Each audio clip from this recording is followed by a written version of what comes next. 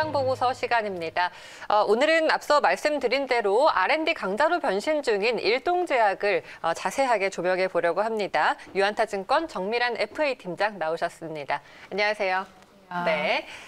일동제약이 대표적인 브랜드가 아로나민이 있죠. 네. 그렇죠. 일동제약 같은 경우에는 너무 잘 아시다시피 또 광고적인 부분도 그렇고 아로나민으로 종합 비타민 제가 좀 많이 유명을 한데요. 네, 의외로 이제 일동제약 자체가 가지고 있는 브랜드 가치는 좀 높은데 신약 개발에 대해서는 다소 이 회사에서 이런 부분까지 하나라고 느껴지시는 분들도 없잖아 있으실 거예요. 그래서 좀 그런 부분들에 대해서 일동제약의 좀 진면모를 좀 가져왔습니다. 네네. 주요 파이프라인이 어떤 것들이 있을까요?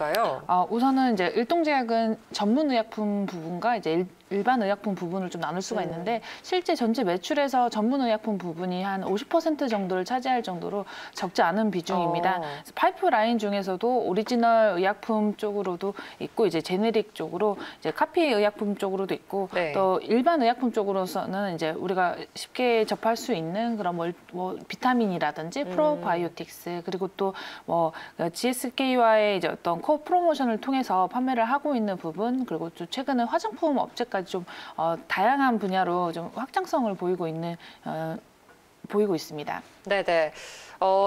일반 의약품 시장에서도 또 이리저리를 놓치지 않는 대표적인 제약사인데요. 신약이나 뭐 오리지널 판권을 확보한 현황은 어떤가요? 네, 최근에 이제 뭐 신약 오리지널 판권 같은 경우에는 오리지널은 이미 뭐 항생제 주사라든지 아니면 폐섬유증 치료제로서는 많이 알려져 있는데요.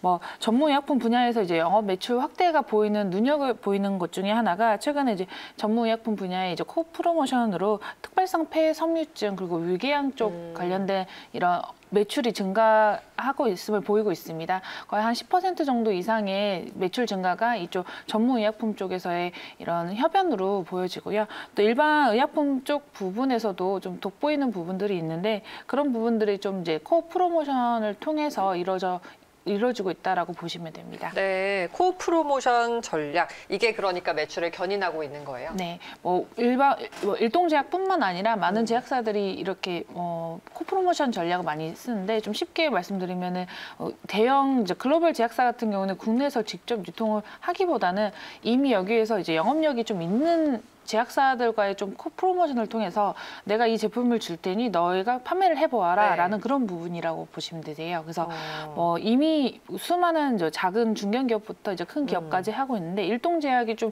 눈여겨볼 수 있는 게 작년 12월에 시작한 GSK와의 코오퍼레이션에서 거의 이제 500억 원 이상의 매출을 늘리고 있고 실제 전체 매출액 부분에서도 일반 의약품 부분이 작년 대비해서 종합 비타민 부분이 뭐 42%에서 34%로 하락을 했지만 전체 매출은 늘은 게 약 15% 정도가 GSK 관련 이 일반 의약품 이제 매출이거든요. 그 부분을 무시할 수 없는 게 아무래도 일동제약 자체가 가지고 있는 이제 영업력 부분이 여기 좀 잘 맞아 떨어져 있다라는 부분이고 올해뿐만 아니라 이제 앞으로의 매출 성장성도 좀 크게 보여지는 부분입니다. 지금 단일 코 프로모션 계약으로는 역대 최대 규모를 나타내고 있는 상황이고요. 뭐 화장품이나 유산균, 수분밴드 쪽에서도 성장세가 이어지고 있고요. 최근에 약간 트렌드라고 한다라고 하면 그냥 화장품을 화장품 업체에서 만들기보다 제약사에서 이제 제출하면서 좀 좋은 성과들을 보이는 경우가 많은데 일동제약에서 내고 있는 이제 퍼스트랩 같은 경우도 좋은 예시라고 볼 수 있습니다. 일동제약은 이미 우리가 잘 알고 있는 제약사인데 여기에서 맞는 화장품이다라고 하면 우리가 생각하는 어떤 화장적인 개념보다는 기능성에 좀 더 집중했다라는 신뢰성을 바탕으로 이제 좋은 성과를 보이겠는데 퍼스트랩은 일동제약의 이 화장품 전문 공식몰이라고 보시면 되세요. 그래서 프로바이오틱스 세럼이라든지 마스크팩 등이 좋은 매출 자체가 매년 성장을 하고 있습니다. 특히 유산균 명가로서 너무 잘 알려져 있는 일동제약이기 때문에 이와 관련된 프로바이오틱스 세럼 같은 경우에는 3년 연속 최고 브랜드로서 가치가 평가되고 있고 대략 올해만 해도 한 400만 병 정도가 팔렸다라고 보여집니다. 또 마스크팩 같은 경우에는 한 2,330만 장 정도가 계속 판매되고 있는데 중국 매출이 좀 상당한 부분이었는데 그 부분이 줄었음에도 불구하고 올해 또한 이제 좋은 성과를 내고 있는 있는 게 국내에서 홈쇼핑으로도 방송을 많이 했었습니다. 그래서 일동제약의 기능성 화장품으로서 프로바이오틱스를 첨가한 이 마스크팩 판매량 등이 네. 이 전체적인 일반 의약품이라든지 헬스케어 쪽 부분의 이제 매출 성장에 이제 큰 부분을 차지하고 있죠.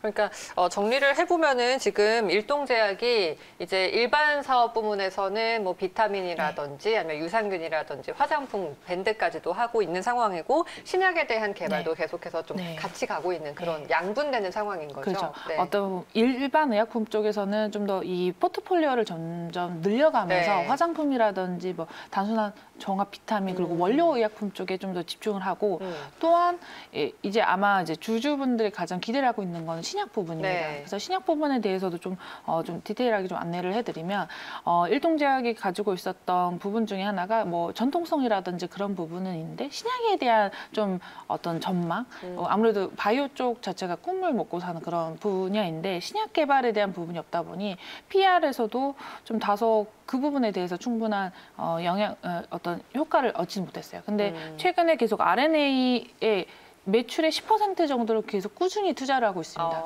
예, 그 정도라고 하면 일동제약 전체 매출에서 거의 한 500억에서 700억 규모인데 이 선제적인 RNA 투자라는 부분이 어떤 보여주기식의 가시적인 게 아니라 실제 임상 전 단계에 있는 약품들이 한두 가지가 아니거든요. 그래서 이따 하나씩 좀 안내를 해드릴 텐데 업계 평균 이상으로 RNA 투자를 하고 있다라는 부분이 앞으로 한번 뭐 기대되는 약물들에 대해서 어느 정도 이제 주가 반영이라든지 아니면 매출 성장 부분에 대해 좀 기대를 해볼 수 있다라고 보여집니다. 대략적으로 그냥 뭐 그 전 부분으로서도 일동제약 전체 임직원 중에 15%가 이 연구진이라고 생각을 하신다라고 하면 정말 전부 RNA에 좀 목매달고 최선을 다하고 있다라고 보여지는데 임상 과제만 현재 한 10가지 정도가 되고요. 뭐 항암제 쪽이 이제 2가지, 뭐 간염 쪽이 2가지, 뭐 안과 쪽에서 3가지, 또 이제 대분비 대사 관련해서 이제 2가지 정도로 모두 임상 전 단계이고 이따 좀 하나 알려드릴 이제 아이디언스에서 되고 있는 경우에는 임상 1단계를 좀 시행이 예정이 되어 있습니다. 그래서 몇몇 가지 좀 눈여겨볼 만한 이제 신약 파이프라인을 좀 안내를 해드리면 먼저 항반 변성 치료제라고 이제 노화와 함께 오는 그런 눈의 망막 박리약 실명의 제1 원인이라고 될 수 있는 그런 이제 병변이 있습니다.